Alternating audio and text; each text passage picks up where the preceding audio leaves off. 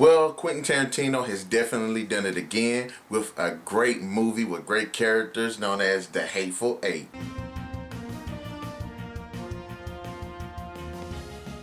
What's going on, guys? Welcome to another edition of Gearbreaking Nation, where we give excellent assessment and reviews. And in this video, we're reviewing The Hateful Eight. Now, The Hateful Eight is a 2015 Western mystery film, and it follows these 8 strangers who end up taking refuge during this blizzard at this stagecoach stopover after the American Civil War. And I have to say, Quentin Tarantino has definitely done it again. The man is quite talented, not only with dialogue and not only with characters, but just atmosphere and movies in general. The man is completely talented. And I have to say that the cast was actually really good. You got Samuel Jackson, you got Kurt Russell, you got Michael Madsen, you see here you got Tim Roth, you got Jason Leigh, Walton Goggins. I mean, as far as casting goes, this movie was done really well. I really enjoyed all of the performances, and the story was done really well too. Of course, it is a slow build, but it is a mystery film, and it does allow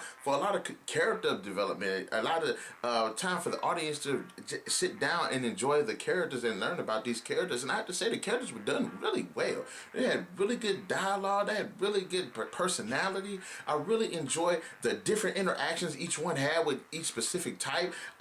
I mean, this movie was done really well on so many levels. The story, as I said, was done really well. It was slow paced. It was suspenseful in a lot of moments. The film is essentially a Western version of Clue. The movie is violent. When people die, there's blood being shown, there's gore being shown, but it isn't overused. It's just enough to give enough impact to that scene. And there are more than enough deaths that I actually thought were pretty fucked up. And I have to say, aside from the characters and the great way that the film was shot, Quentin Tarantino has a complete talent for dialogue. There is a lot of really witty dialogue, and not only is it witty, the way the performers delivered those lines made for some very serious moments, or also some even funny ones. Kurt Russell completely was hilarious in this film, and it wasn't because of what he said, it's generally how he said it, and I really enjoyed his performance.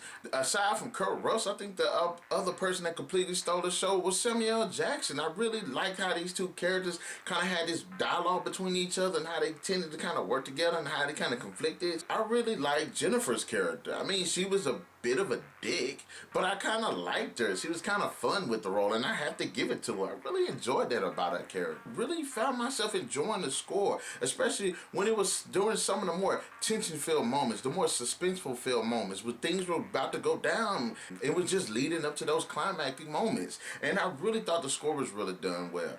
Again, I cannot give it to Tarantino enough. As far as directing goes, he's done it. The script was done really well. I think he did a terrific job with this film. And this film is easily one of the best films of 2015. If you generally love mystery films, I think this film would be really good. If you care about really good, well-written characters, this film is good. Especially characters with really good dialogue. And I have to say that this movie brings it. The film well shot, it has a really good cast, it has really well-written characters, the dialogue is on point, it's violent, it's gross, it's tenseful. There are a lot of really racial moments in it that help build up tension, especially between the characters. The soundtrack is on par. I have to just give The Hateful Eight a 4 out of 5.